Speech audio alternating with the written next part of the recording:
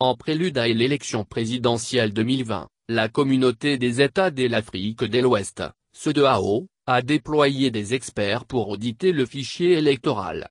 Le rapport publié mardi indique que le fichier, décrié par une frange de l'opposition dont est l'UFNG, est de qualité suffisante pour les prochaines élections.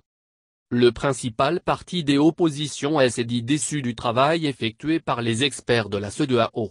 Son leader Cellou Dalein Diallo, candidat à la présidentielle du 18 octobre, porte des soupçons sur cette organisation sous-régionale. Il l'a fait savoir vendredi soir à son domicile après un accueil triomphal que lui ont réservé ses partisans. Décryptage. Soupçons sur la CEDEAO. Ce qui est suspect dans cette opération menée par la CEDEAO, c'est du fait que ces experts n'ont pas voulu associer les partis politiques qui vont aux élections. Nous avions des griefs contre ce fichier qui a été audité en 2018. Et l'audit a révélé l'existence de plusieurs anomalies et irrégularités. Il a été mis en évidence l'existence de 3 millions d'électeurs problématiques. Pour éliminer ou confirmer ces électeurs, les experts avaient recommandé que tous les électeurs se présentent lors de la révision de 2019 et que chaque électeur se fasse enregistrer normalement sur la base d'un cahier de charges. Parce que certains avaient été enregistrés avec 8 doigts, des autres avec 10, les unes par des données alphanumériques et les autres biométriques. Cette recommandation dite forte devait être respectée scrupuleusement lors de la révision de 2019. La CENI a dit qu'elle n'a pas les moyens d'éliminer les 3 millions d'électeurs qui ne sont pas présents alors qu'on était dans un exercice de contrôle, d'élimination des irrégularités dans le fichier.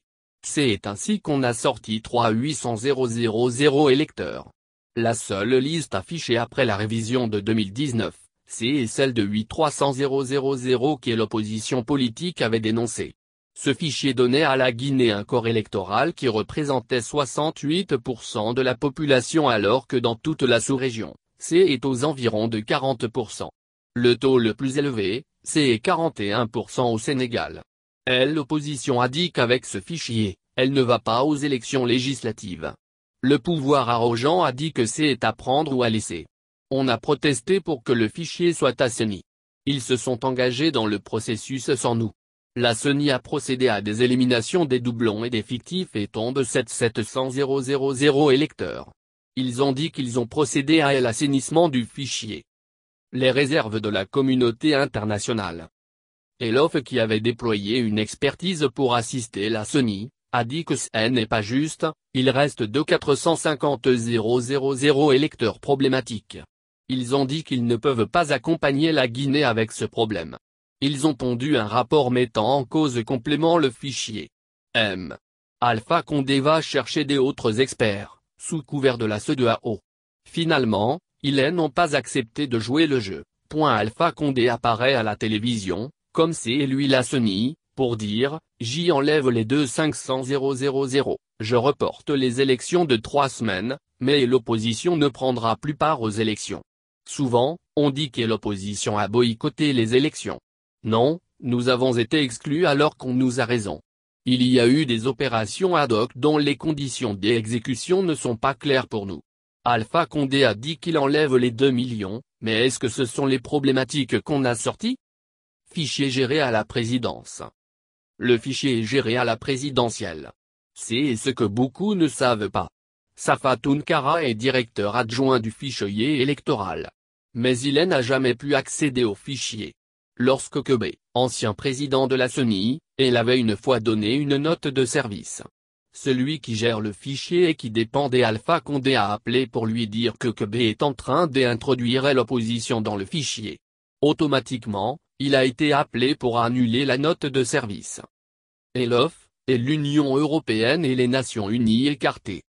Pour l'audit du fichier, on devrait associer les personnes qui l'ont audité sans compter qu'ils ont toujours accompagné le processus électoral en Guinée, et l'Union européenne, les Nations unies et l'OF. Alpha Condé ne veut pas d'eux dans le processus électoral. Il y en a parmi eux qui ont adressé une note pour qu'ils viennent comme d'habitude, superviser l'élection. Depuis 2010, ils accompagnent la Guinée dans le processus électoral. Alpha Condé dit qu'il ne veut pas d'eux, il ne veut que la CEDEAO. En solitaire, cette institution vient faire un travail sans associer les partis politiques, Point donc on ne sait pas ce qu'il y a dans ce fichier.